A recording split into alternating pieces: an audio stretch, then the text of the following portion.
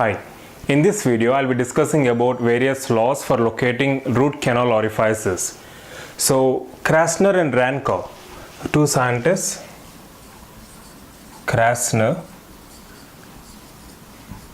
and Rankow, they have done extensive studies in this part of literature. They have studied around 500 pulp chambers and they proved that cemento-enamel junction CEJ is the most important landmark for locating either your pulp chamber or your root canal orifices. And they also explained in detail that there is a specific pattern in arrangement of pulp chamber walls and floor, and they have given few laws in order to assist clinicians to identify pulp chambers and also to identify root canal orifices. So these laws are especially useful for locating calcified canals. So now let's see what are all the laws given by Krasner and Rankow. Starting with the first law, law of symmetry 1. So according to this first law, law of symmetry 1, if this is the pulp chamber,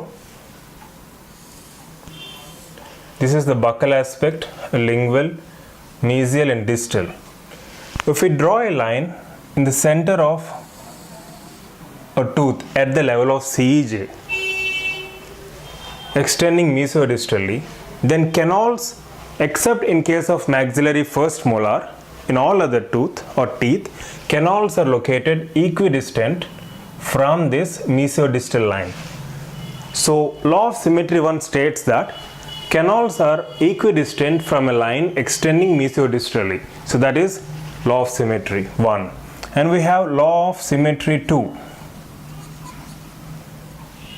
So according to this law of symmetry 2, when we draw a line which is perpendicular to the mesodistal line, the canal orifices are located along this perpendicular line. So according to law of symmetry 2, canals are located on a line which is perpendicular to the mesodistal line, which is drawn in the center of the tooth. And then we have another law, law of color change. So this law states that the floor of a pulp chamber is always darker than the walls. So we have something called as dentinal map. We have canal orifices, root developmental fusion lines, etc. on the floor. And the floor is always darker than the walls of the pulp chamber. So that's another indication or another law for identifying your orifices. And coming to the next law, law of orifice location 1. So law of orifice location 1 states that if suppose we are in a room, assume this room as a pulp chamber and we have various walls, 4 walls, a roof and a floor. So according to this first law, orifices are usually located along the line angles. In other words, they are located at the junction of the wall and the floor. So usually at those junctions of wall and floor, we find the root canal orifices. And according to other law, that is law of orifice location 2, so this tries to give us in specific the location of orifice. So within the same room or within the same pulp chamber, these orifices are located at angles of the junction of the wall and floor, that is at the point angles. So in a pulp chamber, we have a wall, a buccal wall and a floor. So these orifices are located at the junction of the wall and floor, and along that junction they are present at the angles or at the corners. So that is law of orifice location 2. And then we have law of orifice location 3, which states that these canal orifices are present usually at the terminus of root developmental fusion lines. So we have many root developmental fusion lines evident on the floor, and at the terminus of these developmental fusion lines we find orifices. And apart from these laws, we have other laws such as law of centrality and law of concentricity.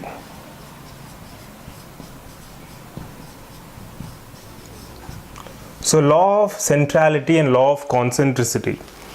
So according to law of centrality, pulp chambers are usually present in the center of a tooth at the level of CEJ. Please remember all these laws when we are discussing.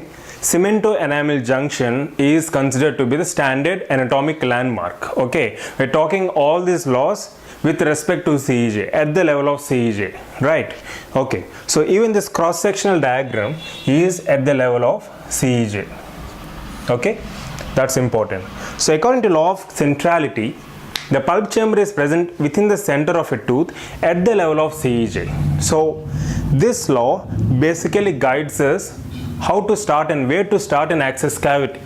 For example, if we have a prosthetic crown or if we have prominent cuspal areas on the crown, then where do we place your initial access cavity burr? So we need to identify CEJ and we should place the access cavity burr, or we should start access cavity at the center of the CEJ. So that's how law of centrality helps us clinically. So coming to law of concentricity, so according to this law, the walls of the pulp chamber, as I said, assume this room as a pulpal chamber. So the walls of the pulpal chamber are concentric to the external outline of the tooth at the level of CEJ. This is very important.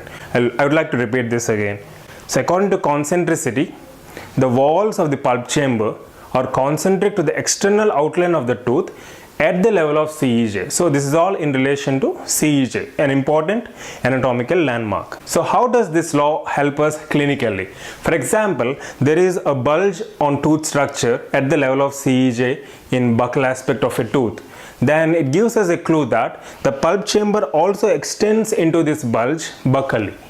Or for suppose, if a tooth is narrow mesiodistally in case of premolar, if it is narrower mesiodistally compared to the buccolingual width of your tooth, then it is understood that the pulp chamber is also narrower mesiodistally. So I'll post some diagrams simultaneously so that you'll have a better understanding of the topic. So as per the law of centrality, if we have a tooth cross section at the level of CEJ in this fashion, the pulp chamber will be present more or less at the center. So this is at the level of CEJ. Right. So according to law of centrality, if this is pulp chamber and this is CEJ and this is a cross section of a tooth CS, then in this scenario, pulp chamber is present in the center at the level of CEJ. Right. And according to law of concentricity, the same pulp chamber, the walls of pulp chamber are concentric to the external contour of the tooth at the level of CEJ. So to summarize, Krasner and Ranko have done extensive studies in this area of literature. They have studied around 500 pulp chambers and they identified CEJ as the most important landmark. And there is also a specific pattern in arrangement of the pulp chamber walls as well as the floor. So they have given numerous laws in order to assist clinicians to identify these root canal orifices.